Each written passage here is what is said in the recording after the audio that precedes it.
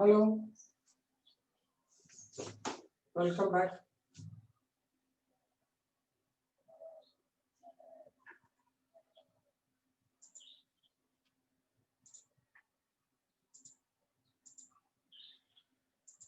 Again, good morning, very good morning. See, I also got ready. I was feeling so dull actually. Weather also is very dull. And I was also looking very dull, so that's why I got ready and then came back. I had lunch, breakfast. How you are? What you had your breakfast, all of you? Now I'm okay now. Morning weather is so dull. From that is why I am also looking dull. So that's why I just comb my hair and got ready. Yes. No mood off. At Goa. Okay, that is very good. I had very early morning. It's cold also and very dull weather actually. I'm feeling no activity much. Like everything has stopped. I'm feeling. I don't know. I had it at 7:30 only, ma. 7:30 when I had my breakfast. Yeah, 7:30 I will have. Early morning. No? Otherwise, I will not get energy because of you people asking questions. So many questions you will ask. I will be wondering. No off mode and all. Because of the weather, I'm feeling it. No mode off and all. Mode off ಎಲ್ಲ ಏನಿಲ್ಲ.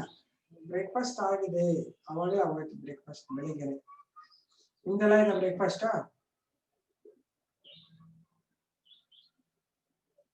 S. ನಿಮ್ಗೆಲ್ಲ ಮಾಡಿರ್ತಾರೆ. ನಾನು ಏನ್ ಹೇಳ್ತೀನಿ, ನಾನು ಹಂಗೆ ಮಾಡಲ್ಲ. ನಿನ್ನೆ ಏನಾದ್ರು ಹಿಟ್ಟೆಲ್ಲ ಇತ್ತಂದ್ರೆ ನಾನೇ ಚಪಾತಿ ಮಾಡ್ಕೊಂಡು ತಿಂದ್ಬಿಟ್ಟು ಬರ್ತೀನಿ ಅಷ್ಟೇ. ದೋಸೆ ಇಟ್ಟಿದ್ರೆ ದೋಸೆ ಹಾಕೊಂಡು ತಿಂತೀನಿ ಅಷ್ಟೇ. ಇನ್ನೇನ್ ಮಾಡಲ್ಲ. At least you people are so lucky that parents will cook and give you.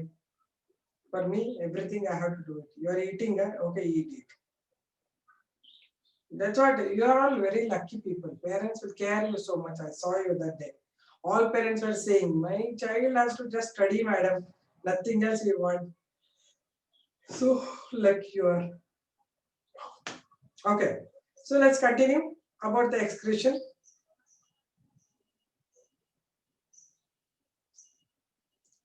Where you were there, Mark, Nabita? You are not there when I came. Where you came, Nabita? Saturday. I was there, my dear. Saturday. Saturday I had come parent teachers meeting. I had come actually. I was actually thinking of meeting you, some of you people. 9:30 I came actually. Little 9:15 I came actually.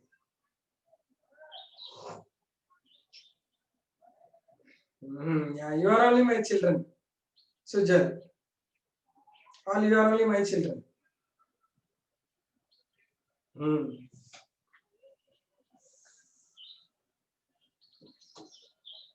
You wrote about the dialysis. Yes, you are written already. Research and write. Yes, very good.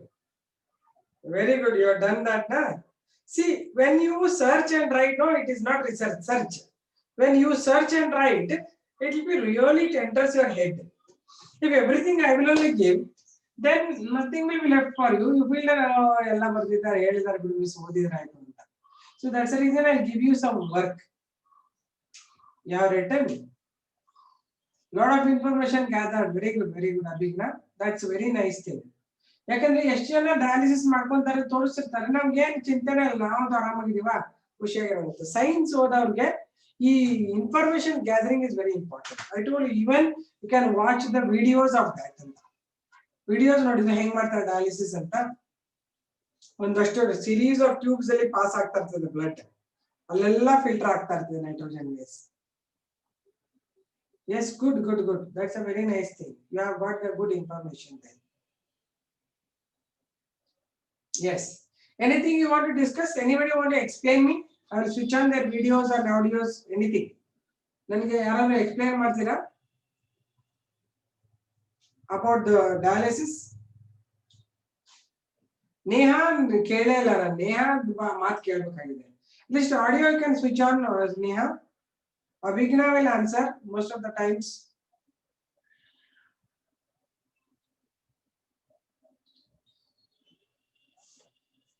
Daily at least twice dialysis should be done in a person. Very good. Daily it should be done twice. I used to see when my mom used to do it for my grandmom at home. Okay, that is right. Nowadays old people, some of them they are suffering ಅಂದ್ರೆ ನೀವು ನೋಡಬಹುದು. ನೀವು assist ಮಾಡಬೇಕು. ಯಾರಿಗಾದ್ರೂ ಆಗಿದ್ರೆ problem assist ಮಾಡಿ ನೋಡ್ಬೇಕು ಹೆಂಗಿರುತ್ತೆ ಅಂತ, ಇದೆಲ್ಲ ಎಷ್ಟು ಕಷ್ಟ, ಏನ್ ಮಾಡ್ತಾರೆ ಅಂತ. Anybody want to explain? ಚಕ್ ಅಂತ ಹೇಳಿ, ಇಲ್ಲ ನಾನು ಪಾಠ ಶುರು ಮಾಡ್ಬಿಡ್ತೀನಿ. ಮತ್ ಮಧ್ಯಾಹ್ನ ನನಗೆ ಕೊಡಕ್ಕಾಗಲ್ಲ time.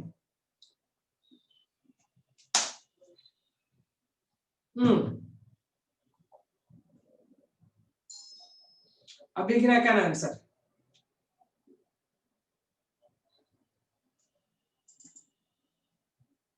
Yeah, unmute. Good morning, ma'am. ಎಲ್ಲಿ ನಿನ್ ಮುಖ ಕಾಣಿಸ್ತಾ ಇಲ್ಲ, ವಿಡಿಯೋ ಆನ್ ಮಾಡ್ಕೋ. ನಿಮಿಷ ಮ್ಯಾಮ್. ಓದಿದ್ರು ಪರವಾಗಿಲ್ಲ, ಕರೆಕ್ಟ್ ಆಗಿ ಹೇಳಿ ಏನು ಓದಿದ್ಯಾ ಅಂತ. ಹಾಯ್ ಮ್ಯಾಮ್, ಸೊ ಬೇಸಿಕಲಿ ನಾನು ಏನು ಓದಿದ್ದೆ ಅಂದ್ರೆ ಇಟ್ಸ್ ವೆರಿ ಪೇನ್ಫುಲ್ ಅಂತೆ. ಫಸ್ಟ್ ಆಫ್ ಆಲ್ ಅದನ್ನ ಕೇಳಿದ್ರೆ ನಂಗೆ ಒಂಥರ ಆಯ್ತು. ಆಮೇಲೆ ಆಕ್ಚುಲಿ ರೀನಲ್ ಆರ್ಟ್ರಿನ ಕನೆಕ್ಟ್ ಮಾಡಿರ್ತಾರೆ ಟು ದ ಟ್ಯೂಬ್ಯೂಲ್ಸ್. ಅದು ಅಲ್ಲಿಂದ ಬ್ಲಡ್ ಎಲ್ಲ ತಗೊಂಡೋಗಿ start filtering one by one.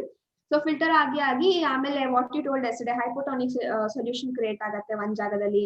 ಆಮೇಲೆ ಗ್ಲೂಕೋಸ್ ಎಲ್ಲ ವಾಪಸ್ ರೀಅಬ್ಸಾರ್ಬ್ ಆಗುತ್ತೆ, ಅದೆಲ್ಲ ಬರುತ್ತೆ. ಆಮೇಲೆ ಅದು ಬಿಕಾಸ್ ಆಫ್ ದಿಸ್ ಡಯಾಲಿಸಿಸ್ ತುಂಬಾ ವೂಂಡ್ಸ್ ಆಗತ್ತಂತೆ ಬಾಡಿಲಿ.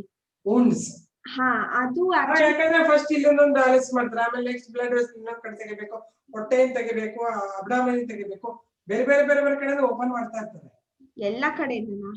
ಅಂದ್ರೆ ಮತ್ತೆ ಇದು ಈ ಬ್ಲಡ್ ವೆಸಲ್ ತೆಗೆದ್ಮೇಲೆ ಇದು ವೀಕ್ ಆಗ್ಬಿಡುತ್ತೆ, ಒಂದು ಬೇರೆ ಬ್ಲಡ್ ವೆಸಲ್ ತಗೋಬೇಕು. ಆಮೇಲೆ ಇನ್ ಕೇಸ್ ಡಯಾಬಿಟಿಕ್ ಪೇಷಂಟ್ಸ್ ಆದ್ರೆ ಅದಷ್ಟು ರಿಕವರಿ ತುಂಬಾ ಕಷ್ಟ ಅವ್ರಿಗೆ. ಡಯಾಬಿಟಿಕ್ ಪೇಷಂಟ್ಸ್ ಗೆ ಕಿಡ್ನಿ ಫೇಲ್ ಆದ್ರೆ ಬಹಳ ಕಷ್ಟ, ಯಾಕಂದ್ರೆ ಮೊದ್ಲೇ ವೂಂಡ್ಸ್ ಹೀಲ್ ಆಗಲ್ಲ ಅವರಲ್ಲಿ. ಅದ್ರ ಜೊತೆಗೆ ಮತ್ತೆ ಇದೊಂದು ಮಾಡ್ತಾ ಇದ್ರೆ ಇನ್ನ ಪ್ರಾಬ್ಲಮ್ ಜಾಸ್ತಿ. It's really painful. ಅಷ್ಟು ಕಲ್ತೆ. ಆಮೇಲೆ ಇದು ಕೇಳಿದೆ ದಟ್ ಅದು ಟ್ವೈಸ್ ಮಾಡ್ಬೇಕು, ಲೈಕ್ ಕಾಸ್ಟ್ ತುಂಬಾ ಜಾಸ್ತಿ ಇರುತ್ತೆ. ಆಮೇಲೆ ಟ್ವೈಸ್ ಅ ಮಂತ್ ಮಾಡ್ಬೇಕು. ಆಮೇಲೆ ಅದು ಟ್ವೈಸ್ ಮಂತ್ ಅಲ್ಲ, ಡೈಲಿನೇ 2 times ಮಾಡ್ಬೇಕಲ್ಲ ಅವ್ರಿಗೆ. Depends upon how much is nitrogen waste and all.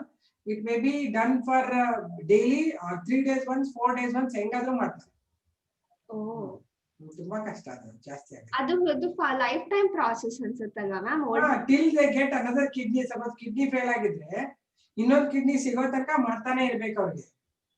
Kidney fail ಆಗುತ್ತಲ್ವಾ, ಅವ್ರು ಹೊಸ ಕಿಡ್ನಿ ಡೋನರ್ ಕೊಡ್ಬೇಕಲ್ವಾ ಯಾರಾದ್ರೂ.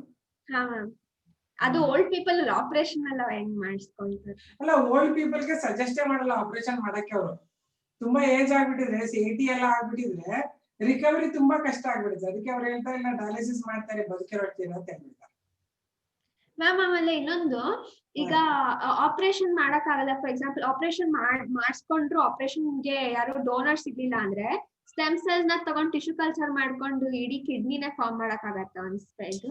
ಅಯ್ಯೋ, ಅದು ಇಡೀ ಕಿಡ್ನಿ ಫಾರ್ಮ್ ಮಾಡೋದು ಇಂಡಿಯಾದಲ್ಲಂತೂ ತುಂಬಾ ದೂರದ ಕತೆ ಅದು. ಯಾಕಂದ್ರೆ ಬಯೋಟೆಕ್ನಾಲಜಿನಲ್ಲಿ ಸ್ಟೆಮ್ ಸೆಲ್ಸ್ ಇಂದ ಮಾಡೋದೇನು ಹೇಳ್ತಿದ್ಯಲ್ಲ, ಸೆಕೆಂಡ್ ಪೀಸ್ ಹೇಳ್ತೀನಿ ನನಗೆ ಎಷ್ಟು ಡಿಫಿಕಲ್ಟೀಸ್ ಇದೆ ಅಂತ. ಕಾಸ್ಟ್ ಜಾಸ್ತಿ. ನೀನು ಒಂದು ಸ್ಟೆಮ್ ಸೆಲ್ ಇಂದ ಕಿಡ್ನಿ ಮಾಡ್ಬೇಕಂದ್ರೆ ಸುಮಾರು 1 ವರ್ಷ ತಗೊಂತದೆ ಅದು ಫುಲ್ ಎಲ್ಲ ರಿಕವರಿ ಆಗಿ ಫಾರ್ಮ್ ಆಗಕ್ಕೆ. ಯಾಕಂದ್ರೆ ನಮ್ಮ ಬಾಡಿ ಸೆಲ್ಸ್ ಎಲ್ಲ ಪೊಟೆನ್ಸಿ ಕಡಿಮೆ ಇರುತ್ತೆ, ಟೋಟಿ ಪೊಟೆನ್ಸಿ ಅಂತ. ಅದಕ್ಕೆ ರೀಜನರೇಷನ್ ತುಂಬಾ ಸ್ಲೋ ಇರುತ್ತೆ. ಪ್ಲಾಂಟ್ ಸೆಲ್ ತುಂಬಾ ಬೇಗ, ಮೆರಿಸ್ಟೆಮ್ಯಾಟಿಕ್ ಸೆಲ್ ತಗೊಂಡ್ರೆ ಕಂಪ್ಲೀಟ್ ಪ್ಲಾಂಟ್ ಫಾರ್ಮ್ ಮಾಡ್ಬಿಡ್ಬೋದು. ಬಟ್ ಹ್ಯೂಮನ್ ಸೆಲ್ಸ್ ಅಷ್ಟು ಬೇಗ ಡಿವಿಷನ್ ಆಗಲ್ಲ, ಹಾಗಾಗಿ ತುಂಬಾ ಲೇಟ್ ಆಗುತ್ತೆ. ಅಲ್ದೇನೆ ಪಾಸಿಬಿಲಿಟಿ ಇದೆ, ಅದರ್ ಕಂಟ್ರೀಸ್ ಅಲ್ಲೆಲ್ಲ ಇದ್ರ ಮೇಲೆ ಜಾಸ್ತಿ ಇನ್ವೆಸ್ಟ್ ಮಾಡಿದ್ದಾರೆ. ಇಂಡಿಯಾನಲ್ಲಿ ಈ ಪರ್ಟಿಕ್ಯುಲರ್ ಸಬ್ಜೆಕ್ಟ್ ಇನ್ವೆಸ್ಟ್ ಬಯೋಟೆಕ್ನಾಲಜಿ ಜನ ಜಾಸ್ತಿ ಮಾಡ್ತಾ ಇಲ್ಲ, ಯಾಕಂದ್ರೆ ಇದಕ್ಕೆ ಇನ್ವೆಸ್ಟ್ಮೆಂಟ್ ಜಾಸ್ತಿ, ರಿಸಲ್ಟ್ ತುಂಬಾ ಸ್ಲೋ. ಹಾಗಾಗಿ ನನ್ನಲ್ಲಿ ಬಯೋಟೆಕ್ನಾಲಜಿ, ಸ್ಟೆಮ್ ಸೆಲ್ ಕಲ್ಚರ್ ಜಾಸ್ತಿ ಇಲ್ಲೆಲ್ಲೋ ಒಂದು ಇದು ಇದೆಯಲ್ಲ, ಬಯೋಕಾನು ಅಂತಲ್ಲಿ 1-2 ಕಡೆ ಮಾಡ್ತಾರೆ ಅಷ್ಟೇ ಈ ಕೆಲಸ.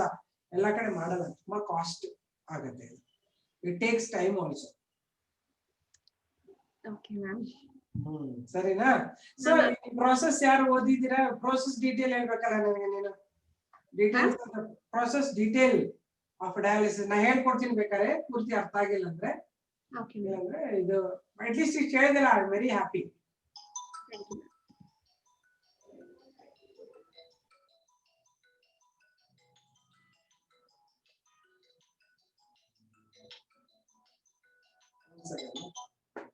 Okay, next somebody will have to answer. No? Hello sir. Yes, yes. Sure, sure.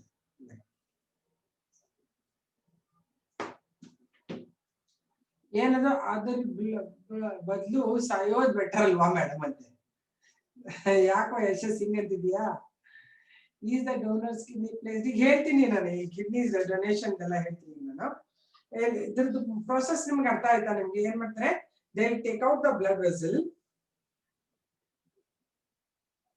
Correct ಅಲ್ಲೇ ನೀನು ಹೇಳೋದು ಕರೆಕ್ಟ್ ಯಶಸ್.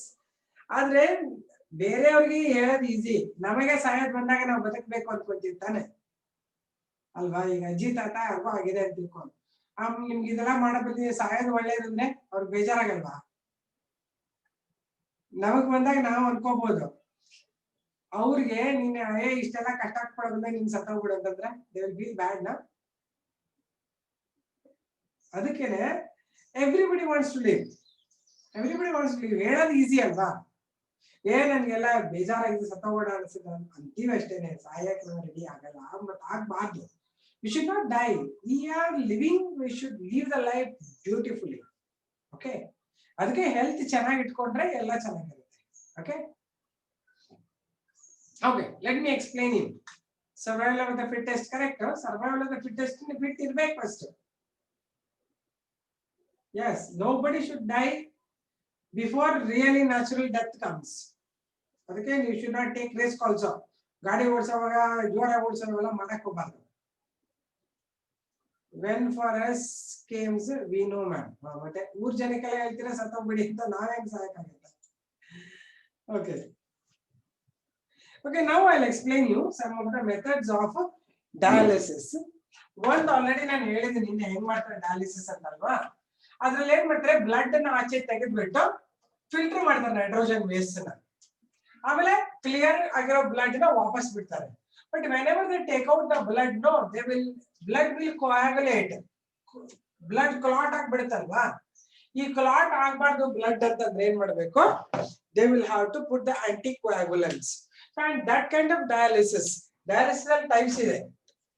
ಡಯಾಲಿಸಿಸ್ ಅಲ್ಲಿ ಒಂದು ತರ ಏನ್ ಹೇಳಿದ್ದಲ್ಲ ಬ್ಲಡ್ ತೆಗಿತಾರೆ ಅಂತ, ಅದ್ರ ಹೆಸರು ಹಿಮೋಡಯಾಲಿಸಿಸ್ ಅಂತಾರೆ. ಹಿಮೋಡಯಾಲಿಸಿಸ್ ಅಂದ್ರೆ the one what I explained you that day, right? Series of blood ಅಲ್ಲಿ ಟ್ರಾನ್ಸ್ಫರ್ ಮಾಡ್ತಾ ಇರ್ತಾರೆ. ಇದನ್ನ ಬ್ಲಡ್ ವೆಸಲ್ ಇಂದ ಬ್ಲಡ್ ಆಚೆ ಬಂದ ತಕ್ಷಣ ಇದಕ್ಕೆ ಏನ್ ಹಾಕ್ತಾರೆ, they'll put anticoagulant. Anticoagulant ಅಂದ್ರೆ ಬ್ಲಡ್ ಕ್ಲಾಟ್ ಆಗದೆ ಇರೋವಂತ coagulant ಹಾಕ್ತಾರೆ. Even the blood will be cooled. ಯಾಕಂದ್ರೆ ಬ್ಲಡ್ ಬಾಡಿ ಟೆಂಪರೇಚರ್ ವಾರ್ಮ್ ಇರುತ್ತೆ, ಅದು ಫಿಲ್ಟರ್ ಆಗಲ್ಲ ಈಸಿಯಾಗಿ, ಅದನ್ನ ಕೂಲ್ ಮಾಡ್ತಾರೆ. ಓಕೆ, ಎಲ್ಲಾ ಫಿಲ್ಟರ್ ಆದ್ಮೇಲೆ ವಾಪಸ್ ಬಿಡುವಾಗ ಬ್ಲಡ್ ಅನ್ನ ಏನ್ ಮಾಡ್ತಾರೆ, they remove the anticoagulant and warm the blood and then release to the patient. Patient ಇಂದ ತೆಗೆಯುವಾಗ ಆಂಟಿಕೋಆಗುಲೆಂಟ್ ಮತ್ತೆ ಕೂಲ್ ಮಾಡ್ತಾರೆ, ಒಳಗೆ ಹಾಕುವಾಗ ಮತ್ತೆ ವಾರ್ಮ್ ಮಾಡಿ ರಿಮೂವ್ ದ ಆಂಟಿಕೋಆಗುಲೆಂಟ್ ಮಾಡಿ ಹಾಕ್ತಾರೆ. ಗೊತ್ತಾಯ್ತಾ? ತಿಳಿತಾ? ಇದು ಹಿಮೋಡಯಾಲಿಸಿಸ್ ಫಸ್ಟ್ ಟೈಪ್. ಎರಡನೇ ತರ ಡಯಾಲಿಸಿಸ್ ಏನಂತಾರಂದ್ರೆ, ಇದನ್ನ ಕೇಳಿಸ್ಕೊಳ್ಳಿ, ಇದನ್ನ ನಾವು ಯೂಶುವಲಿ ಮಾಡೋದು, ಇದಕ್ಕೆ ಅಂತಾರೆ ಪೆರಿಟೋನಿಯಲ್ ಡಯಾಲಿಸಿಸ್ ಅಂತ. ಒಂದು ನಾನು ಹೇಳ್ಕೊಟ್ಟಿದ್ದು ಯಾವುದು, ಹಿಮೋಡಯಾಲಿಸಿಸ್. ಇದು ಪೆರಿಟೋನಿಯಲ್ ಡಯಾಲಿಸಿಸ್ ಅಂತ ಹೇಳ್ತೀನಿ ಕೇಳಿದೆ. ಇದನ್ನ ನೋಟ್ಸ್ ಬರೆಯಕ್ಕೆ ಹೇಳಿದ್ದೆ ನಾನು, ಸುಮಾರು ಜನ ಹೇಳಿಲ್ಲ, ಓನ್ಲಿ ಒಬ್ರು ಇಬ್ಬರಷ್ಟೇ ಹೇಳಿದ್ರು ನನಗೆ. ಕಂಪ್ಲೀಟ್ ಪ್ರೊಸೀಜರ್ ನ ಒಬ್ರು ಯಾರು ನೀಟಾಗಿ ಬರೀರಿ, ಇಲ್ಲ ಇಷ್ಟು ಬರೀರಿ, ಆಮೇಲೆ ಎಕ್ಸ್ಪ್ಲೇನ್ ಮಾಡಿ ಒಬ್ರು. ಪೆರಿಟೋನಿಯಲ್ ಡಯಾಲಿಸಿಸ್ ಅಂದ್ರೆ ದೇರ್ ಇಸ್ ಸಮಥಿಂಗ್, ಓಕೆ ಇದು ನಮ್ಮ ಬಾಡಿ ಅಂತ ತಿಳ್ಕೊಳ್ಳೋಣ.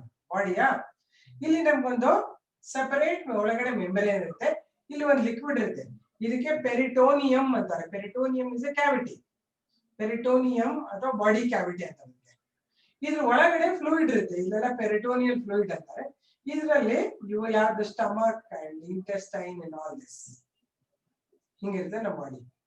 ಈ ಫ್ಲೂಯಿಡ್ ನಲ್ಲೆಲ್ಲ ಹಿಂಗೆಲ್ಲ ಬ್ಲಡ್ ವೆಸಲ್ಸ್, ಇದ್ರ ಸುತ್ತ ಬ್ಲಡ್ ವೆಸಲ್ಸ್, ಇಲ್ಲೆಲ್ಲ ಬ್ಲಡ್ ವೆಸಲ್ಸ್ ಇರ್ತದೆ, ಇದ್ರ ಸುತ್ತ ಬ್ಲಡ್ ವೆಸಲ್ಸ್. ಓಕೆ, ಏನಾಗುತ್ತೆ ಈಗ ಕಿಡ್ನಿ ಫೇಲ್ ಆಗಿದ್ರೆ ಅವಾಗ ಏನ್ ಮಾಡ್ತಾರೆ, ಈ ಬ್ಲಡ್ ವೆಸಲ್ಸ್ ಏನಿಲ್ಲ ಇದೆಯಲ್ಲ, ಈ ಬ್ಲಡ್ ವೆಸಲ್ಸ್ ಅಂದ್ರೆ ನೈಟ್ರೋಜನ್ ಬೇಸ್ ನ ಪೆರಿಟೋನಿಯಲ್ ಫ್ಲೂಯಿಡ್ ತಗೊಂಡ್ಬಿಡ್ತಾರೆ. ಬ್ಲಡ್ ವೆಸಲ್ ಗೆ ಇಲ್ಲಿ ಹಾಕೊಂಡ್ಬಿಡ್ತಾರೆ. ಪೆರಿಟೋನಿಯಲ್ ಫ್ಲೂಯಿಡ್ ಗೆ ಬ್ಲಡ್ ವೆಸಲ್ಸ್ ಇಂದ ರಿಲೀಸ್ ಮಾಡ್ತಾರೆ ನೈಟ್ರೋಜನ್ ಬೇಸ್. ಹೇಗ್ ಮಾಡ್ತಾರೆ ಅಂದ್ರೆ they make one opening.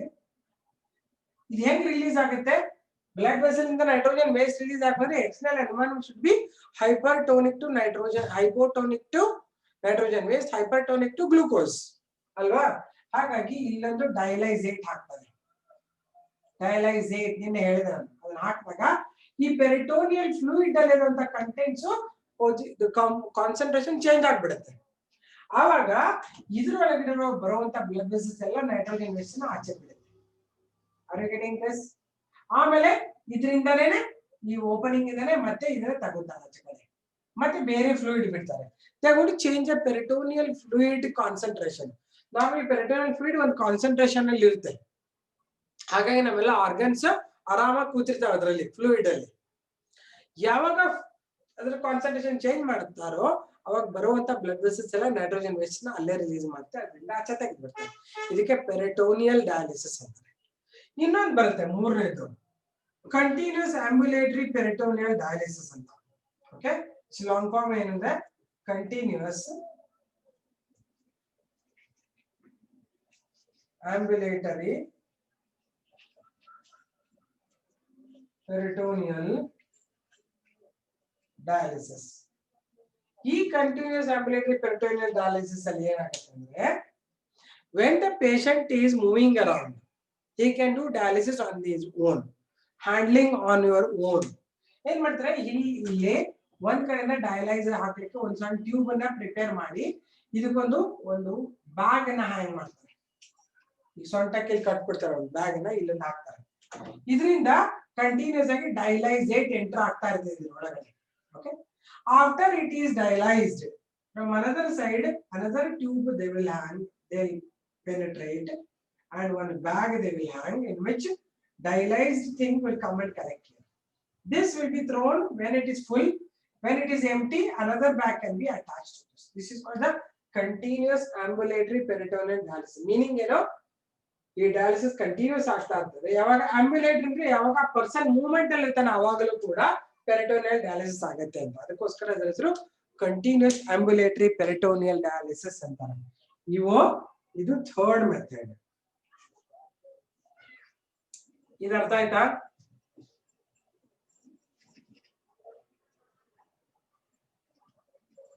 So 3 ತರ ಡಯಾಲಿಸಿಸ್ ಇದೆ. ನೀವು ಬರೀರಿ ನೋಟ್ಸ್ ನನಗೆ.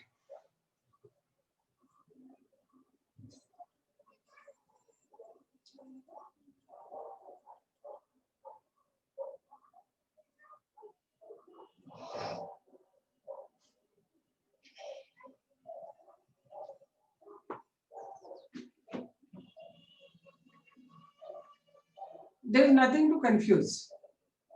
ಥರ್ಡ್ ಒನ್ ಏನು ಕನ್ಫ್ಯೂಷನ್ ಆಗಲ್ಲ. ನೀವು ಸುಮ್ಮನೆ ಹೇಳಿದ್ರೆ ಮತ್ತೆ ಮತ್ತೆ ಹೇಳಿಸ್ಕೊಬಿಡಿ. ಮಾತ್ರ ಒಂದ್ಸತಿ ಹೇಳಿದ ತಕ್ಷಣ ತಿಳ್ಕೊಂಡ್ಬಿಡ್ಬೇಕು.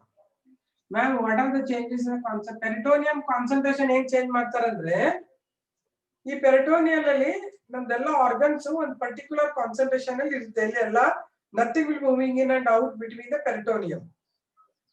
ಇಲ್ಲಿ ಏನ್ ಮಾಡ್ತಾರೆ, ಡಯಾಲೈಸೇಟ್ ಏನಿರ್ತಲ್ಲ, ಏನ್ ಹೇಳ್ತಾರೆ ಡಯಾಲೈಸೇಟ್ concentration hypotonic to required things, hypotonic to toxic substances, hypertonic to required things. ಅದನ್ನ ಇಂಟ್ರೊಡ್ಯೂಸ್ ಮಾಡ್ತಾರೆ. ಪೆರಿಟೋನಿಯಂ ಅಲ್ಲಿ ಅದು ಕಾನ್ಸಂಟ್ರೇಷನ್ ಚೇಂಜ್ ಮಾಡ್ತಾರೆ. ಅದು ಪೆರಿಟೋನಿಯಲ್ ಡಯಾಲಿಸಿಸ್. ಕಂಟಿನ್ಯೂಸ್ ಕ್ಯಾಸ್ಕೋಯೇಷನ್ಸ್, ಕಂಟಿನ್ಯೂಸ್ ಆಂಬ್ಯುಲೇಟರಿ ಪೆರಿಟೋನಿಯಲ್ ಡಯಾಲಿಸಿಸ್ ಅಂದ್ರೆ ಒಂದ್ ಕಡೆ ಒಂದೊಂದು ಬ್ಯಾಗ್ ಹ್ಯಾಂಗ್ ಮಾಡಿ ಅಲ್ಲೊಂದು ಸಣ್ಣ ಟ್ಯೂಬ್ ಹಾಕ್ತಾರೆ. ಅಂದ್ರೆ ಪೆನೆಟ್ರೇಟ್ ಮಾಡೋದು, ಆಪರೇಷನ್ ಮಾಡಿ ತೂತ್ ಮಾಡ್ತಾರೆ. ಅದೇ ಹೇಳ್ತಾ ಇದ್ದಾರೆ ಆಗ್ಲೇ ಅಭಿಜ್ಞಾ ಶೆಟ್ಟಿ, ತುಂಬಾ ಪೇನ್ ಆಗತ್ತೆ ಅಂತ. ಊಂಡ್ಸ್ ಹಾಕ್ಬಿಡುತ್ತೆ ಬಾಡಿನಲ್ಲಿ. ಇದೊಂದು ಊಂಡ್ ತಾನೆ, ಇಲ್ಲೊಂದು ಊಟ ಮಾಡಿಬಿಟ್ಟು ಒಂದು ಟ್ಯೂಬ್ ಹಾಕ್ತಾರೆ, ಅದಕ್ಕೊಂದು ಬ್ಯಾಗ್ ಕಟ್ಟಿರ್ತಾರೆ. ಕಟ್ಬಿಟ್ಟು ಕಂಟಿನ್ಯೂಸ್ ಇಂದ ಡಯಾಲೈಸೇಟ್ ಹೋಗ್ತಾ ಇರ್ತೈತಿ. ಬಾಡಿನಲ್ಲೆಲ್ಲ ಅದು ಫಿಲ್ಟರ್ ಆದ್ಮೇಲೆ ಇನ್ನೊಂದು ಟ್ಯೂಬ್ ಹಾಕ್ಬಿಟ್ಟು ಅದು ಎಂಟಿ ಬ್ಯಾಗ್ ಹ್ಯಾಂಗ್ ಮಾಡಿ ಅಲ್ಲಿಂದ ಡಯಲೈಸ್ ಆಗಿರೋದು ತೆಗಿತಾರೆ. ಇದು ಮನುಷ್ಯ ಅವನೇ ಹ್ಯಾಂಡಲ್ ಮಾಡ್ಕೋಬಹುದು. ಖಾಲಿ ಆದಾಗ ಹಾಕೊಳ್ಳೋದು, ತುಂಬಿದ್ದನ್ನ ತೆಗೆದು ಬಿಸಾಕೋದು. ಇದು ಕನ್ಫ್ಯೂಸ್ ಏನಿಲ್ಲ ಇದು.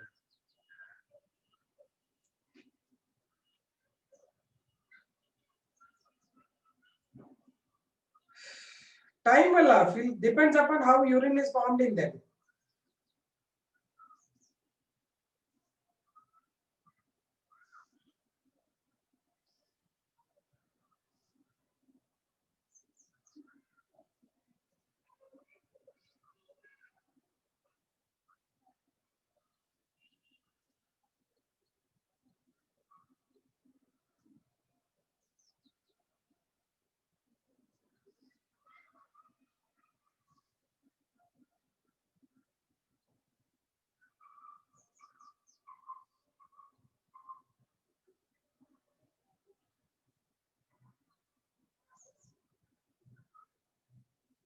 It is self process. ಯಾರೋ ಹೇಳಿದ್ರಲ್ಲ ಆಗ್ಲೇ ಅವ್ರ ಅಮ್ಮ ಮಾಡ್ತಾ ಇದ್ರು ಅಂತ, ಮನೇಲೇನೆ ಮಾಡೋದು ಇದನ್ನ. ಇದು ಸ್ವಲ್ಪ cheap process. Haemodialysis costly. Haemodialysis ಮಾಡ್ಬೇಕಂದ್ರೆ ಪೇಷಂಟ್ 5 ರಿಂದ 6 ಅವರ್ ಹಾಸ್ಪಿಟಲೈಸ್ ಆಗ್ಬೇಕು. ಇವನ್ನೆಲ್ಲ ಮಾಡ್ಲಿಕ್ಕೆ ಜಾಸ್ತಿ ಇಲ್ಲ, ಇವನ್ ಟ್ಯೂಬ್ ಹಾಕ್ಬಿಟ್ಟು ಇವನ್ನ ಫಿಕ್ಸ್ ಮಾಡ್ಬಿಟ್ರೆ ಮುಗಿದೋಯ್ತು. ಬಟ್ ಏನ್ ಪ್ರಾಬ್ಲಮ್ ಆಗುತ್ತಂದ್ರೆ ಇದು ಪೇನ್ ಸ್ವಲ್ಪ ಜಾಸ್ತಿ. ಯಾಕಂದ್ರೆ ಯಾವಾಗ್ಲೂ 2 wounds ಇರುತ್ತೆ, ಇಲ್ಲೊಂದು wound ಇಲ್ಲೊಂದು wound ಹೊಟ್ಟೆನಲ್ಲಿ, ಅಬ್ಡಾಮಿನ್ ಅಲ್ಲಿ. ಯಾವಾಗ್ಲೂ ಏನಾದ್ರು ಇನ್ಫೆಕ್ಷನ್ ಆಗ್ಬಿಟ್ರೆ ಫುಲ್ ಎಲ್ಲ ಬಾಡಿ ಇನ್ಫೆಕ್ಷನ್ ಆಗ್ಬಿಡುತ್ತೆ ಒಳಗಡೆ.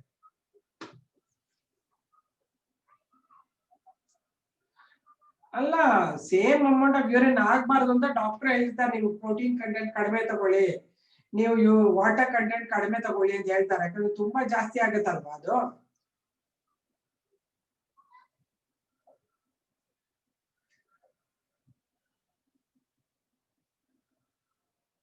Yes, Nishmita, you are right. Nishmita is writing very nice information. Last year my grandpa got motion bag when he had a problem in the intestine around 3-4 months after he came out. Okay, that is a motion bag is different, urinary bag is different. Okay, every time they should make one wound. ಅಲ್ಲ ಇಲ್ಲ ಯಶಸ್, ಇದೆರಡು wound ಮಾಡಿ fix ಮಾಡಿ okay ಟಿಕ್ಸೋ tape ಹಾಕಿ ಬಿಟ್ಬಿಟ್ಟಿದ್ದಾರೆ. ಇವನ್ continuous ಆಗಿ ಇದಕ್ಕೆ ಹಾಕ್ತಾ ಇರೋದು ಅಷ್ಟೇನೆ. ಅದು ಸಪೋಸ್ ಇದರಿಂದ ಒಳಗಡೆ ಇನ್ಫೆಕ್ಷನ್ ಹೋಗೋದು ಈಸಿ ಅಲ್ವಾ. ಇನ್ಫೆಕ್ಷನ್ ಹೋಗ್ಬಿಟ್ರೆ ಅದನ್ನ ಕ್ಲೋಸ್ ಮಾಡಿ ಬೇರೆ ಕಡೆ ಓಪನ್ ಮಾಡ್ಬೇಕಾಗುತ್ತೆ ಇನ್ಫೆಕ್ಷನ್ ಆಗಿದ್ರೆ.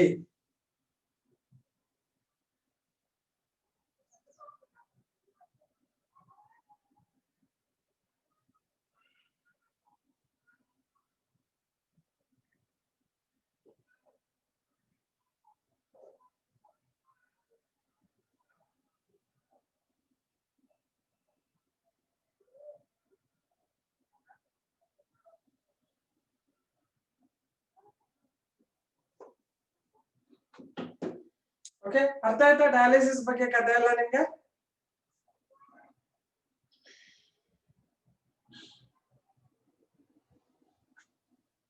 ಒಂದು ಸಣ್ಣ ಒಂದೆರಡು ಪಾಯಿಂಟ್ಸ್ ಬರ್ಕೊಂಬಿಡಿ ಡಯಾಲಿಸಿಸ್ ಮೇಲೆ. about dialysis you write few points so that in exam ಬಂದ್ರೆ ಎಷ್ಟು ಬರೀಬೇಕಂತ ಗೊತ್ತಾಗುತ್ತೆ ನಿಮಗೆ, ಎಲ್ಲಿ ತನಕ ಬರೀಬಹುದು ಅಂತ.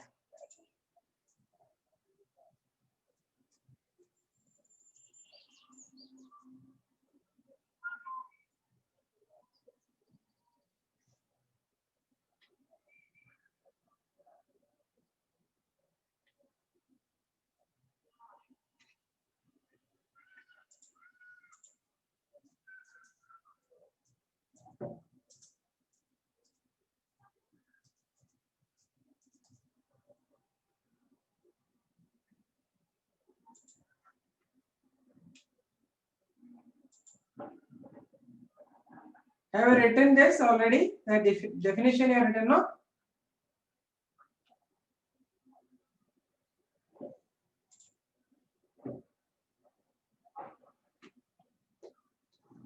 ಇನ್ಫೆಕ್ಷನ್ ಎಂಟರ್ ಆದ್ರೆ ಬಾಡಿ ಎಲ್ಲ ಪಾಯ್ಸನಸ್ ಆಗ್ಬಿಡ್ತದೆ, ಎಲ್ಲ ಬಾಡಿ ಫ್ಲೂಯಿಡ್ ಮತ್ತೆ ತೆಗೆದು ಹೊಸದ್ ಹಾಕ್ಬೇಕು. ಸುಮಾರು ಜನ ಕೋಮಾ ಹೋಗ್ಬಿಡ್ತಾರೆ, ಸತ್ತೋಗ್ಬಿಡ್ತಾರೆ.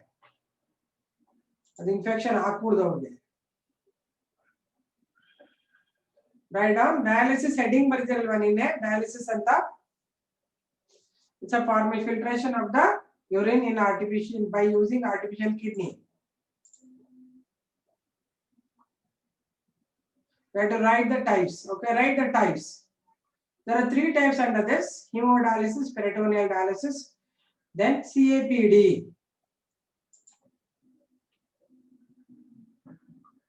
Okay, CAPD.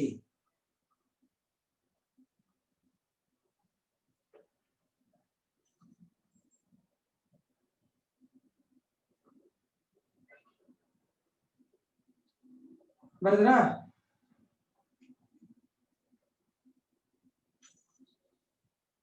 In hemodialysis,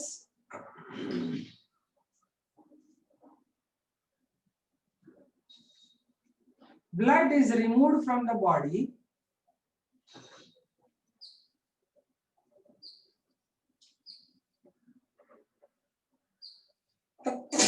excuse me, blood is removed from the body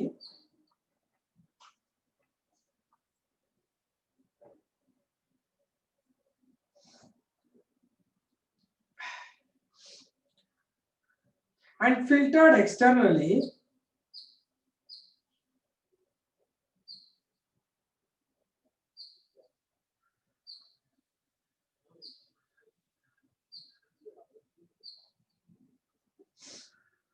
using dialyzer.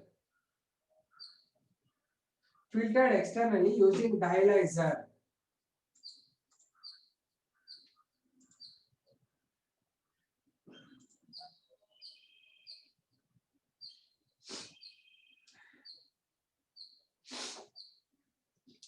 Dialyzer is the artificial kidney.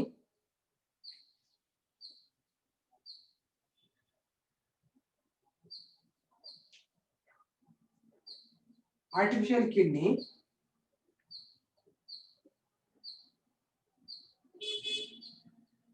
that functions like human kidney.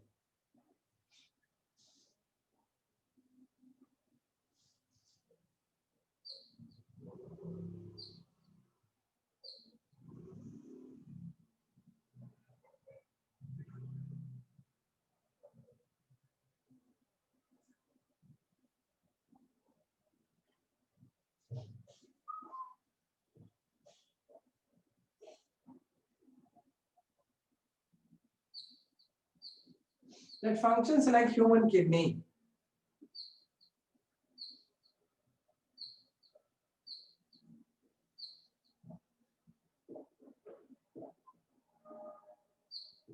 Procedure.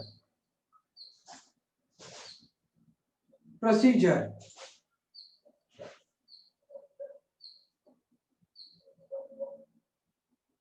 First point.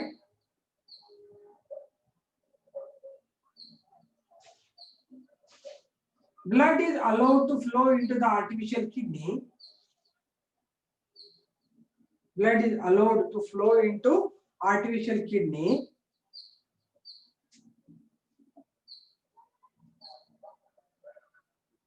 when doctors perform a small surgery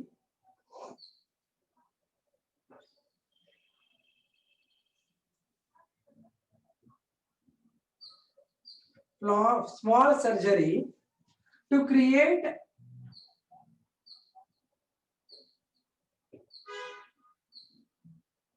entry point for the blood from the blood vessel. Entry point for the blood from blood vessel. Doctor perform a small surgery and to create entry point for the blood from blood vessels. ಅಂದ್ರೆ ಸಣ್ಣದೊಂದು opening ಮಾಡ್ತಾರೆ ಎಲ್ಲೋ ಒಂದ್ ಕಡೆ ಅಂತ surgically. ಬರಿತಾ ಇದ್ದೀರಾ? ಬರಿತಾ ಇದ್ದೀರಾ ಮಕ್ಕಳೇ? Entry point for the blood from blood vessels.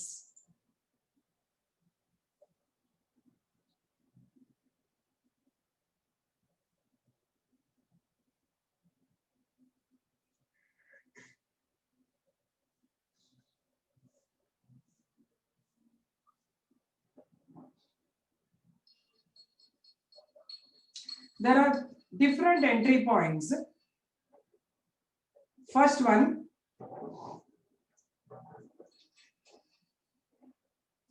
the point where an artery connects vein. Point where artery connects a vein.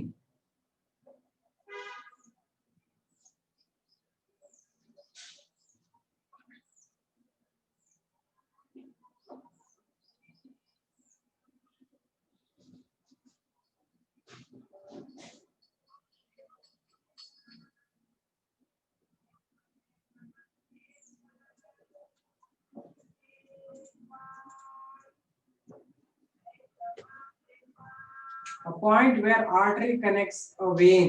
ಅಂದ್ರೆ ಈಗ ಸೆಲ್ಸ್ ಬರ್ತೀನಲ್ವಾ, ಈಗ ಒಂದು ಆರ್ಗನ್ ಇದೆ ಅಂತ ಈ ಆರ್ಗನ್ ಗೆ ಇಲ್ಲಿ ಬ್ಲಡ್ ವೆಸಲ್ ಹಿಂಗ್ ಬರ್ತಾ ಇದೆ, ಇದು ಆರ್ಟರಿ ಬ್ಲಡ್ ಹೋಗ್ಬಿಟ್ಟು ಆಮೇಲೆ ಇಲ್ಲಿ ವೇನ್ ಆಗುತ್ತೆ, ಇಲ್ಲಿಂದ ಬ್ಲಡ್ ಟ್ರಾನ್ಸ್ಫರ್ ಆಗಿ ಇಲ್ಲಿ ಬಂದ ತಕ್ಷಣ ವೇನ್ ಆಗ್ತದಲ್ವಾ, ಈ ಪಾಯಿಂಟ್ ನಾನು ಕನೆಕ್ಟಿಂಗ್ ಲಿಂಕ್ ಅಂತ ಹೇಳ್ತೀನಿ. ಇದು atrio or auricle, that is what is that artery, arterio venous region, arterio vein region ಅಂತಾರೆ. atriovein region ಅಥವಾ artery joins the vein. Artery joins a vein. ಇಲ್ಲಿಂದ ಒಂದು ಪಾರ್ಟ್ ಇಂದ ಒಂದು ಬ್ಲಡ್ ವೆಸಲ್ ತೆಗಿತಾರೆ. ಇದು first point. where artery joins the vein. ಈ blood vessel ಇಲ್ಲಿಂದ ತೆಗಿಬಹುದು. ಒಂದು ಮೆಥಡ್ ಅಂದ್ರೆ ಇದು. ಇಲ್ಲ ಅಂದ್ರೆ there is a bigger vein found in our neck region. neck region ಇರುತ್ತಲ್ವಾ, ಇಲ್ಲಿ ಕತ್ತಿರುತ್ತಲ್ವಾ, ಇಲ್ಲಿ ಕತ್ತಿನಲ್ಲಿ ಇಲ್ಲೊಂದು ದೊಡ್ಡ ವೇನ್ ಹೋಗ್ತಾ ಇರ್ತದೆ.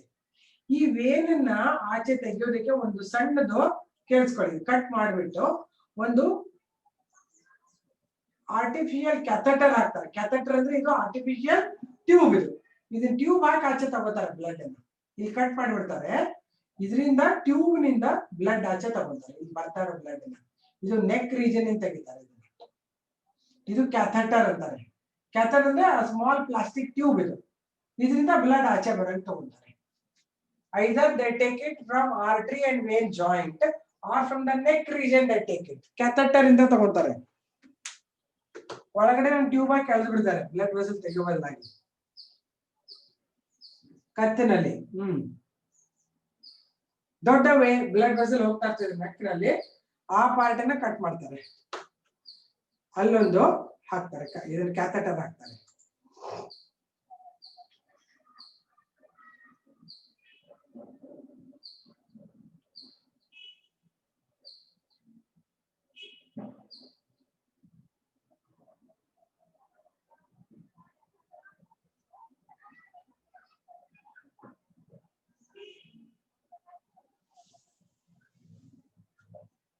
Next,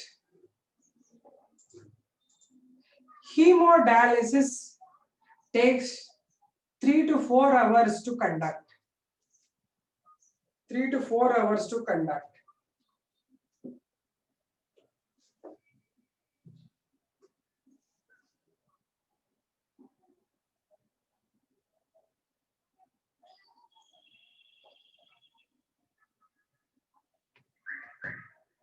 Three to 4 hours to conduct. ಯಾವ ಸೆಕೆಂಡ್ ಪಾಯಿಂಟ್ ಎಷ್ಟು ನಾನು ಎಷ್ಟು ಸರ್ತಿ ಹೇಳಿ ನನಗೆ ಬೇಜಾರಾಗ್ತದೆ. ಎಷ್ಟು ಸರ್ತಿ ಹೇಳಿ ಯಾವ್ದು second point?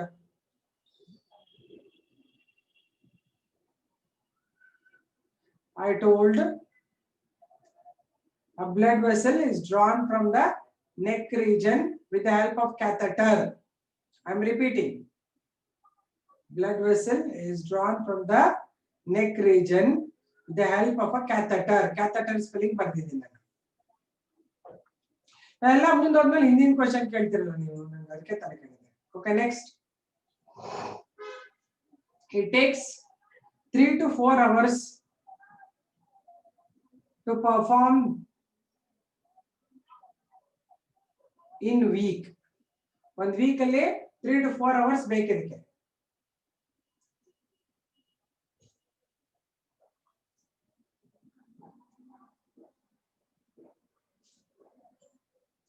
It must be conducted in dialysis center.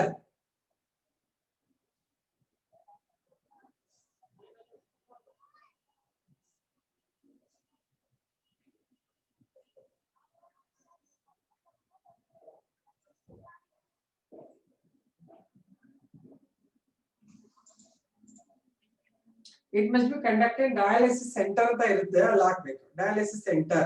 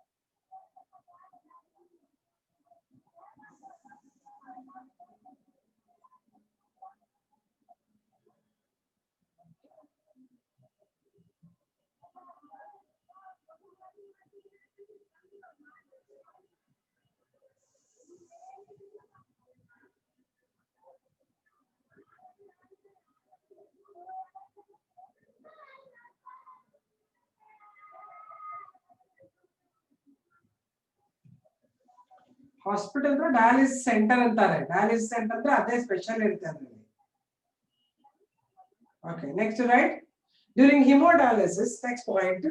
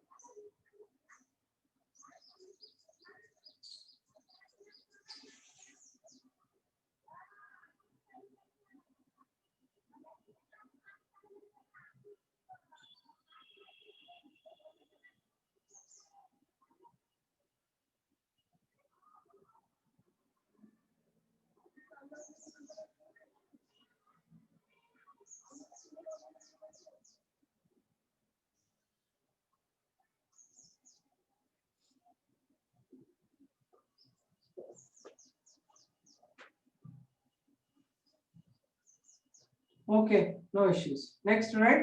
During hemodialysis,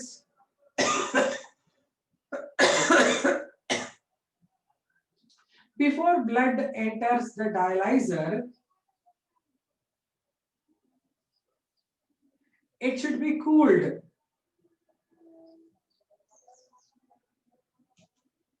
It should be cooled.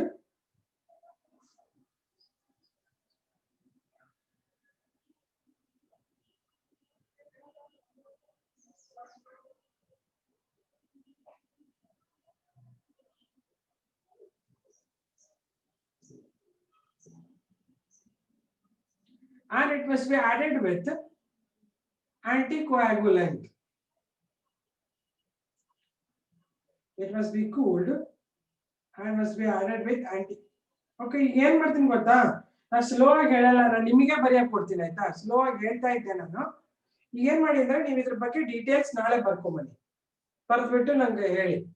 Okay, ಯಾಕಂದ್ರೆ ನಾನು ಎಲ್ಲ ಎಕ್ಸ್ಪ್ಲೈನ್ ಮಾಡಿದ್ದೇನೆ, ಮತ್ತೆ ಮತ್ತೆ ಹೇಳ್ತಾ ಇದ್ದೀನಿ, ಅದಕ್ಕೆ ಟೈಮ್ ತಗೋತದೆ. ನೀವೇ ಎಲ್ಲರೂ ಬರೀರಿ. You will you write it? Hemodialysis peritone as CAPD. Information ನೀವೇ ಬರ್ಕೊಂಬನ್ನಿ. Is it fine?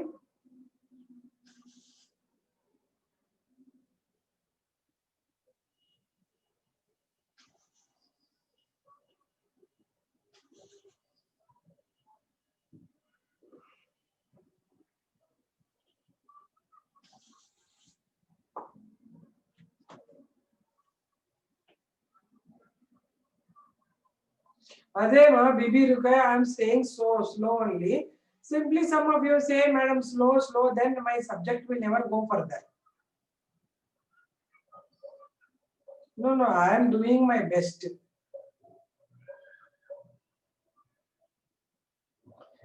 Yes, how much jaga ಬಿಡಬೇಕು ಅಂದ್ರೆ ನಿನಗೆ ಗೊತ್ತಾಗಬೇಕು ನೀನು ಎಷ್ಟು ಬರೀತೀನಿ ಅಂತ. ನೀವು ಸ್ಲೋ ಅಂದ್ಬಿಟ್ಟು I am unable to do it anything at all. So ಅದಕ್ಕೇನೆ ನೀವೇ ಬರೀರಿ ಅಂತ ಹೇಳ್ತಾ ಇದ್ದೀನಿ. ಬರೀರಿ, ಅರ್ಥ ಆಗದಿರೋದು ನಾಳೆ ಕೇಳಿ. Because I am really doing so slow. ನೀವು ಸ್ಲೋ ಅಂದ್ಬಿಟ್ರೆ ನಾನು ಇಡೀ ದಿನ ಒಂದೇ ಸಬ್ಜೆಕ್ಟ್ ಹೇಳ್ಕೊಂಡು ಕೂತಿರ್ಬೇಕಾಗುತ್ತೆ. ಆಲ್ರೆಡಿ 11:28 ಟೈಮ್ ಆಯ್ತು. Only 1 or 2 of you people all the time say slow ಅಂದ್ರೆ how slow I should do it?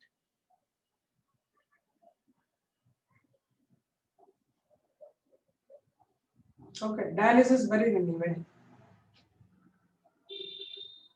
Because ನಿಮ್ದು ಒಂದೇ ಕ್ಲಾಸ್ ಅಲ್ಲಿ ಹಿಂಗ್ ಆಗ್ತಾ ಇರೋದು, ಬೇರೆ ಕ್ಲಾಸಸ್ ಅಲ್ಲಿ ಇಷ್ಟ ಆಗದೇ ಇಲ್ಲ, ಆರಾಮಾಗಿ ಬರ್ಕೋತಿರ್ತಾರೆ ಹುಡುಗರು. ನೀವು ಒಬ್ರು ಹಿಂದಿಂದ 4 ಸೆಂಟೆನ್ಸ್ ಹಿಂದೆ ಹೇಳ್ತೀರಾ, ಮತ್ತೆ ಸ್ಲೋ ಅಂತ ಹೇಳ್ತೀರಾ, ಎಷ್ಟು ಕತೆ ಆಗ್ಬಿಟ್ಟಿದೆ, ಒಂದು ಪಾಠನೇ ಮುಂದೆ ಹೋಗ್ತಾ ಇಲ್ಲ.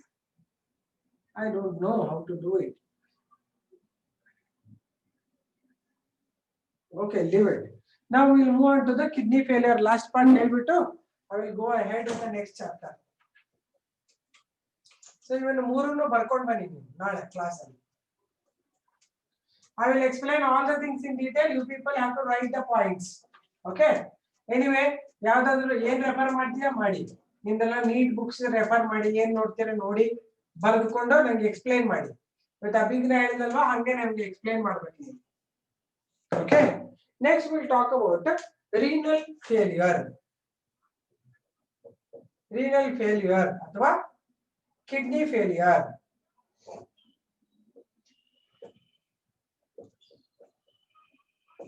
So kidney failure ಅಂದ್ರೆ inability of kidney to filter the nitrogen waste.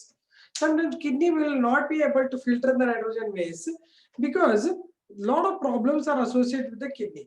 ಏನ್ ಕಿಡ್ನಿ ಪ್ರಾಬ್ಲಮ್ ಆಗ್ಬೋದು ಅಂತಂದ್ರೆ ಒಂದು ಕಿಡ್ನಿ ಸ್ಟೋನ್ಸ್ ಆಲ್ರೆಡಿ ನಿಮ್ಗೆ ಗೊತ್ತಿದೆ, ಏನ್ ಕಿಡ್ನಿ ಸ್ಟೋನ್ಸ್ ಆದ್ರೆ ಪ್ರಾಬ್ಲಮ್ ಆಗುತ್ತೆ ನಿಮ್ಗೆ ಗೊತ್ತಿದೆ ಅಲ್ವಾ, ಸ್ಟೋನ್ಸ್ ಆದ್ರೆ ಫಿಲ್ಟರ್ ಆಗಲ್ಲ ಅಂತ. ಅದ್ ಬಿಟ್ರೆ ಏನ್ ಮಾಡ್ಬೋದು ಅಂತ, ಏನೇನ್ ಆಗ್ಬೋದು ಅಂದ್ರೆ kidney failure is because of lot of problems. One is called as acute renal failure.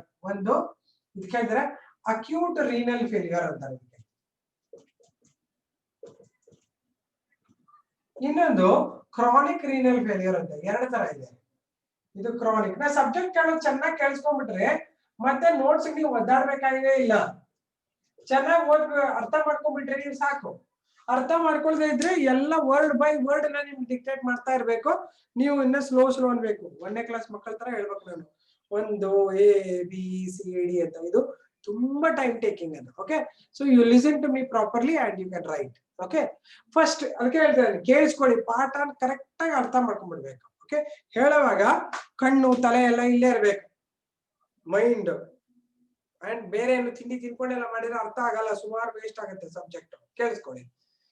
Renal failure ಅಂದ್ರೆ ಏನು? Kidney will not be in a position to filter the nitrogen base. ಯಾಕೆ ಫೇಲ್ಯೂರ್ ಆಗತ್ತಂದ್ರೆ ಸುಮಾರು ರೀಸನ್ಸ್ ಇದೆ, ಒಂದೊಂದಕ್ಕೊಂದೊಂದು reason ಇದೆ. First ಏನ್ ಬರುತ್ತಂದ್ರೆ it may be primary and secondary reason. ಇದ್ರಲ್ಲೇ primary kidney failure, secondary acute ಅಲ್ಲೇ ಇದ್ರಲ್ಲಿ ಹೇಳ್ತೀನಿ. ಪ್ರೈಮರಿ ಮತ್ತೆ ಸೆಕೆಂಡರಿ ಅಂತ ಎರಡೇ ಇರ್ತದೆ. Primary kidney failure, secondary kidney failure. Primary is directly connected to the kidney. Kidney ಏನೋ ಪ್ರಾಬ್ಲಮ್ ಆಗ್ಬಿಟ್ಟಿರ್ತದೆ. Either kidney is infected, urinogenital tract is infected, or kidney stones are formed. ಇದು ಕಿಡ್ನಿ ಕನೆಕ್ಟೆಡ್ ಕಿಡ್ನಿ ಫೇಲಿಯರ್. ಇದು ಇನ್ನೊಂದು secondary kidney failure, renal failure ಯಾವಾಗುತ್ತೆ? ಈಗ blood pressure ಜಾಸ್ತಿ ಆಗುತ್ತೆ, ಯಾರಿಗೂ ಅನ್ಕೊಳ್ಳೋಣ. ಬ್ಲಡ್ ಪ್ರೆಷರ್ ಜಾಸ್ತಿ ಆದಷ್ಟು ಜಾಸ್ತಿ ಬ್ಲಡ್ ಬರ್ತಾ ಇರ್ತದೆ ಕಿಡ್ನಿಗೆ, ಯಾಕಂದ್ರೆ ಫಿಲ್ಟರ್ ಮಾಡ್ಬೇಕಲ್ವಾ. ಬ್ಲಡ್ ಪ್ರೆಷರ್ ಜಾಸ್ತಿ ಆದ್ರೆ ಬರೀ ಹಾರ್ಟ್ಗೆ ಅಷ್ಟೇ ಪ್ರಾಬ್ಲಮ್ ಅಲ್ಲ, ಹಾರ್ಟ್ ನಿಂದ ಕಿಡ್ನಿಗೆ ಹೋಗೋದು ಜಾಸ್ತಿ ಆಗುತ್ತೆ. ಅವಾಗ ಕಿಡ್ನಿ ಜಗ ಅಂತ ಬೇಗ ಫಿಲ್ಟರ್ ಮಾಡ್ಬೇಕು. ಅರ್ಥ ಆಗ್ತಾ ಇದೆಯಾ?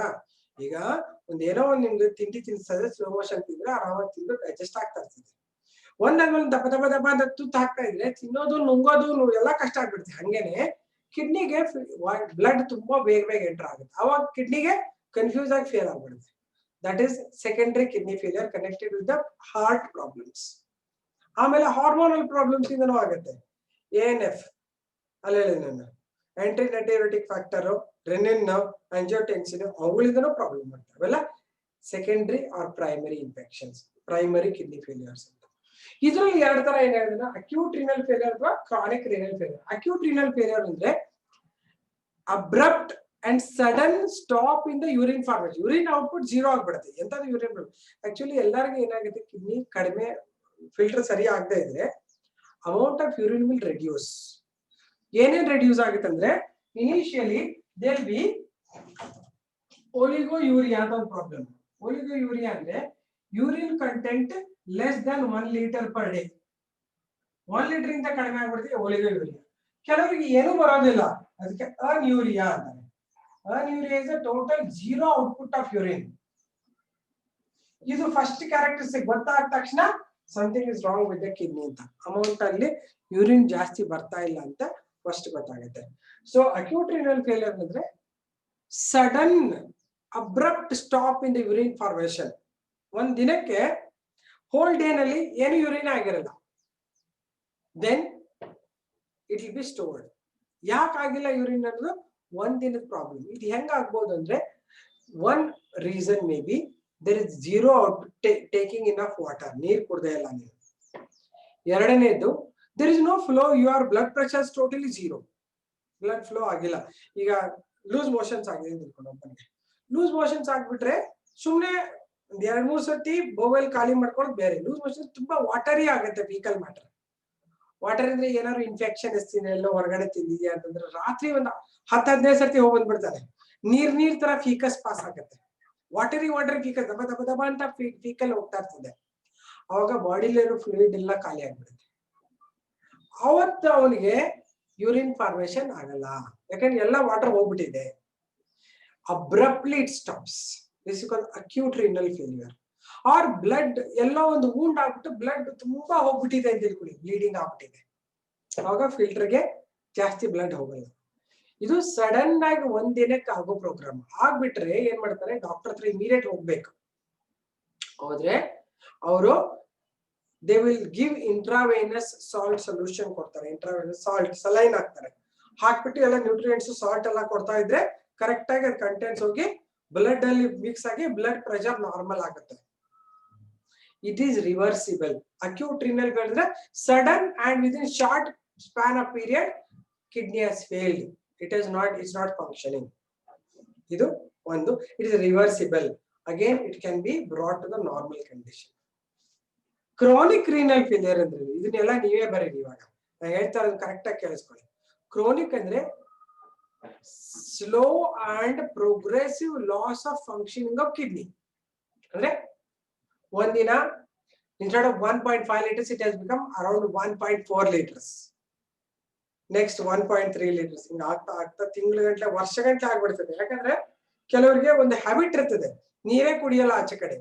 ಯೂರಿನ್ ಔಟ್ಪುಟ್ ಬೆಳಿಗ್ಗೆ ಒಂದು ಯೂರಿನ್ ಹೋಗಿ ಬಂದ್ಬಿಡ್ತಾರೆ, ರಾತ್ರಿ ತನಕ ಹೋಗೋದೇ ಇಲ್ಲ.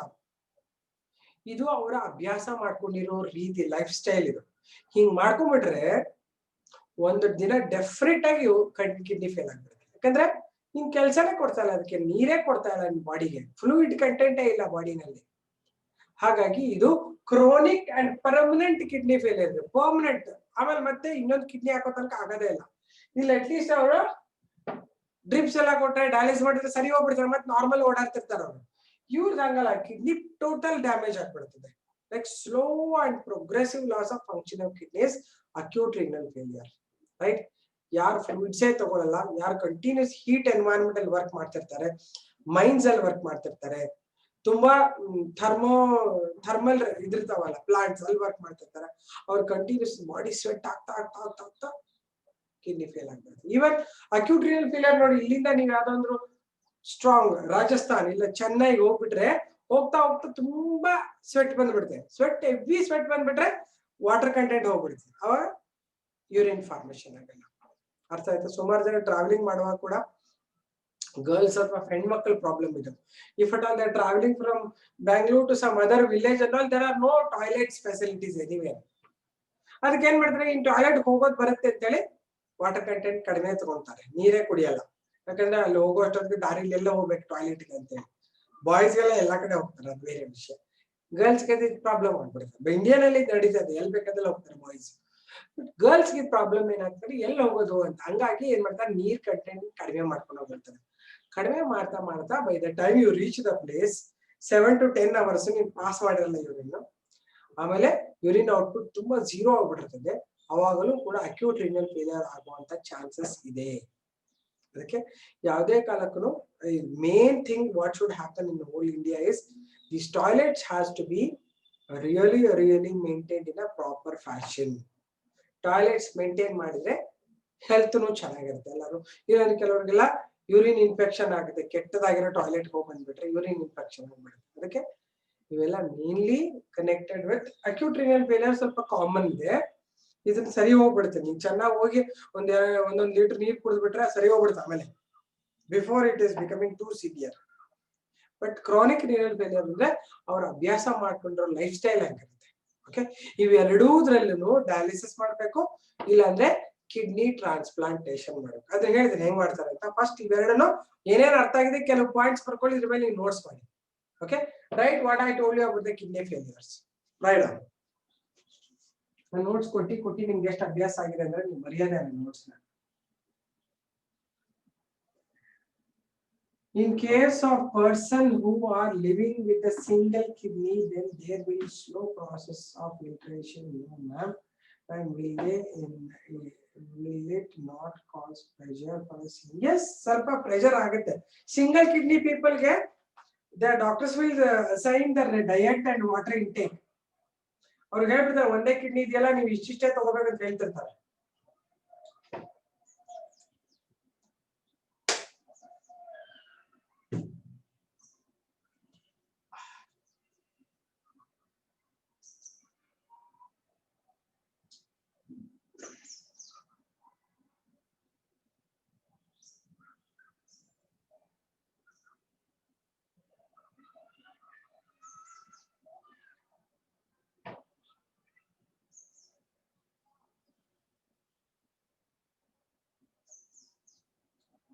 Did you write? Is an abrupt stop in the urine formation caused due to low BP, or so many reasons are there. Low fluid content. Just abrupt stop, but temporary abrupt stop in the formation of urine or failure of kidney, which is reversible. It is reversible. ಇದೆಲ್ಲ ನೀವು ಬರೀರಿ, ಎಷ್ಟು ಅರ್ಥ ಆಗಿದೆ ಅಷ್ಟು ಬರೀರಿ. ಮುಂದೆ details ಆಮೇಲೆ ಬರೀರಿ, ನನಗೆ ಅರ್ಥ ಆಗಲಿ, ನಿಮಗೆ ಅರ್ಥ ಆಗಲಿ, ನಾಳೆ ಕೇಳ್ತೀನಿ.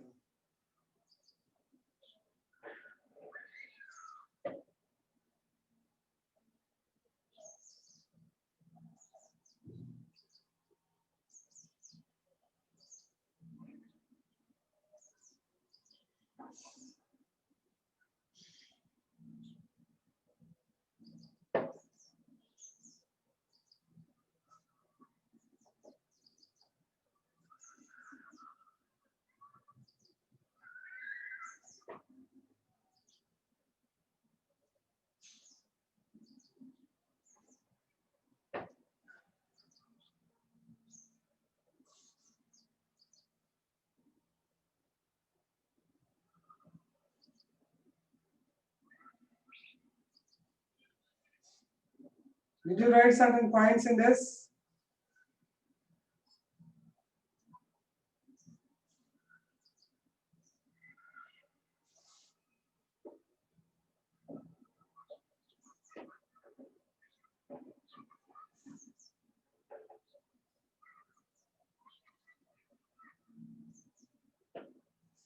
CRF is the progressive, slow and progressive loss of functioning of kidney, which results in total damage, or permanent damage of kidney. Okay, correct. ಈಗ ಹೆಂಗ ಏನೇನ್ ಅನ್ಸಿದೆ ಅದೆಲ್ಲ ಬರೀರಿ ಪಾಯಿಂಟ್ಸ್ ನ.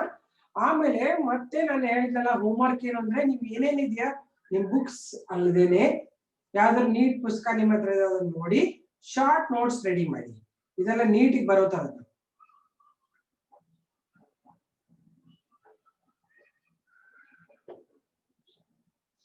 ಏನ್ ನೀರ್ ತಗೊಂಡ್ರು ಆಯ್ತು, ಅಂಜನ್ ಚಟ್ನಿ ನೀನು ORS ತಗೋಬೇಕಂತೇನಿಲ್ಲ. ಲೂಸ್ ಮೋಷನ್ ಆದಾಗ ಮಾತ್ರ ORS ತಗೋಬೇಕು.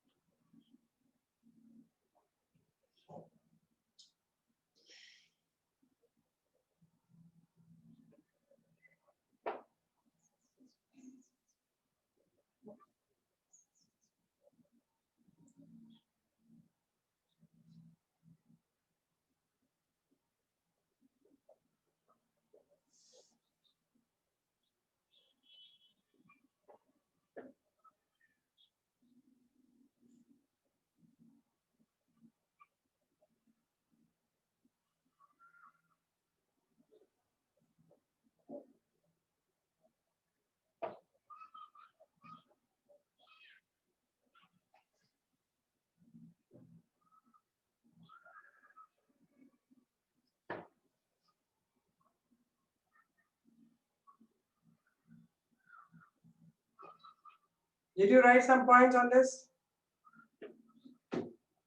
Okay, ಏನೇನ್ ಬರೀಬೇಕಂದ್ರೆ ಇದರಲ್ಲಿ ನಿಮ್ಮ ನೋಟ್ಸ್ ಅಲ್ಲಿ primary renal failure, secondary renal failure ಒಂದು. Next, what is kidney failure definition? ARF, cause, symptoms. Symptoms ಇದು ಬರಬೇಕು, oliguria, anuria, both of them, or urinary infections.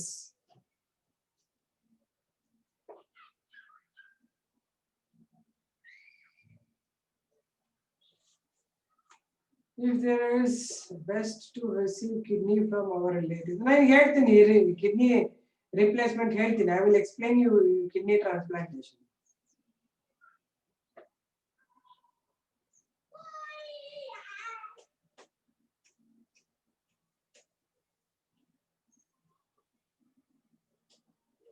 Okay, write the notes then. Some points on kidney failure. Write down. Dialysis ಬರೀತೀರಲ್ವಾ ನೀವು, kidney failure ನಾನು ಕೊಡ್ತೀನಿ ಈಗ ನಾನು, ಆಯ್ತಾ?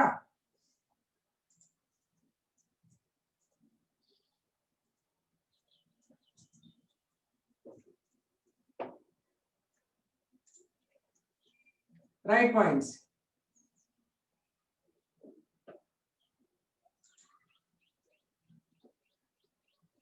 Kidney failure or renal failure is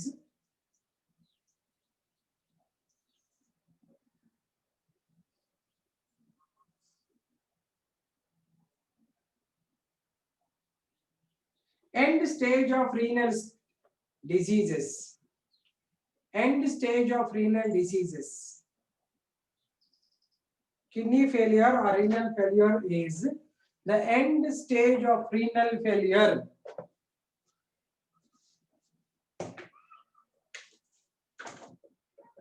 End stage of renal failure. ESRF. ESRF ಅಂತಾರೆ. End stage of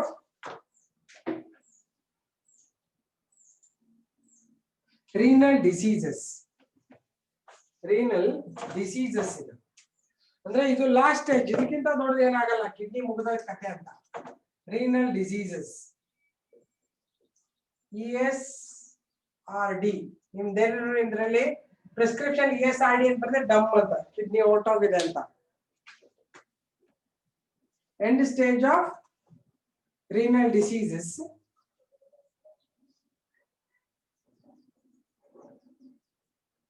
and probably the last stage of chronic renal failure. Probably the last stage of chronic renal failure. End stage of renal disease ಅಂದ್ರೆ in renal disease ಗಿಂತ ಹೆಚ್ಚಿನದೆಲ್ಲ ಮುಗಿತು kidney ಕೆಲಸ ಅಂತ. Probably last stage in chronic renal failure. ಬರದ್ರಾ?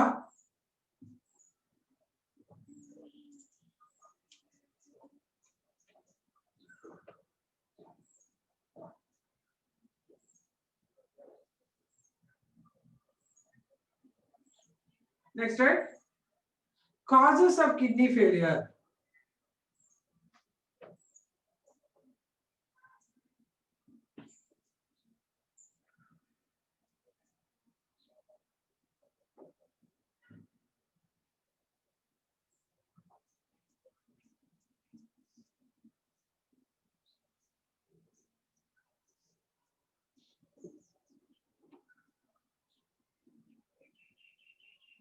First one, no enough blood to pump. Oh my god, time up. ಹಂಗ ನೀವೇ ಬರಿಬೇಕೀಗ. Time up ಆದ್ರೆ what next ಏನಿಲ್ಲ, kidney transplant ಮಾಡ್ಬೇಕು, ಆಮೇಲೆ ಹೇಳ್ತೀನಿ ನಾನು. See you then, bye. I have next class also. See you, bye. Okay, you answer, you will write. Okay, bye. You will write on this. ಬರ್ದಿದ್ರೆ ಈ points ಬರ್ಕೊಂಡಿದ್ದೀರಲ್ವಾ, ಈ points ಮೇಲೆ points ನೀವೇ create ಮಾಡಿ ನೋಡೋಣ.